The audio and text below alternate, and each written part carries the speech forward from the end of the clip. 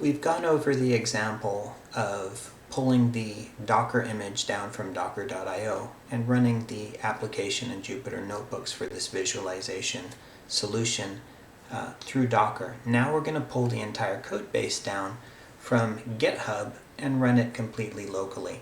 We do this by referencing our instructions. Our first step is to clone from GitHub into our local directory.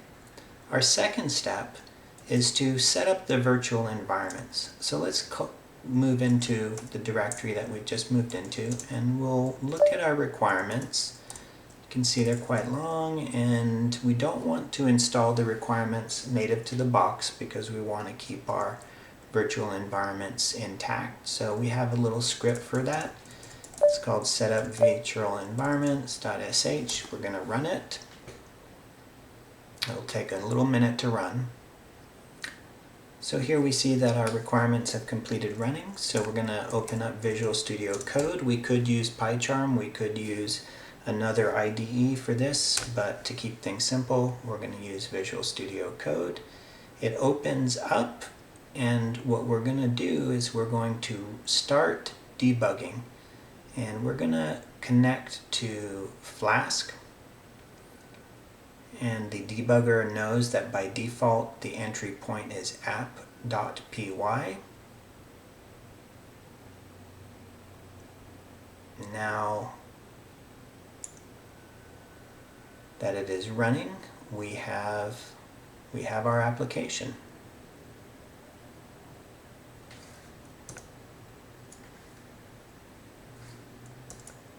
Okay, so it's pushing out its debug output to this terminal, and we could do it in another terminal, but this is probably a good way to do it for the time being.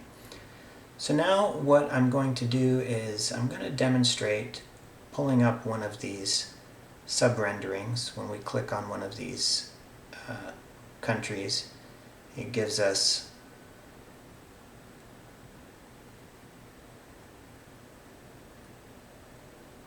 information about its trading activities. We're going to go in here and place a breakpoint. Without getting too detailed, we're going to go into our data provisioning object, which feeds our visualization object, and put a breakpoint in here. Once we have a breakpoint in here, if I were to click on another country, immediately I'm brought into the stack.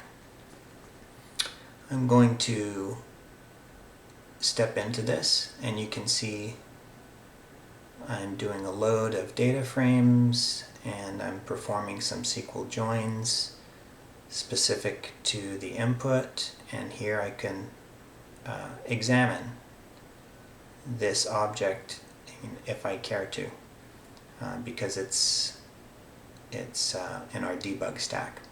I'm going to let it go through, and then I'm going to actually remove the breakpoint so that it continues to render. And so as you can see, the application is now rendering as we would expect it to.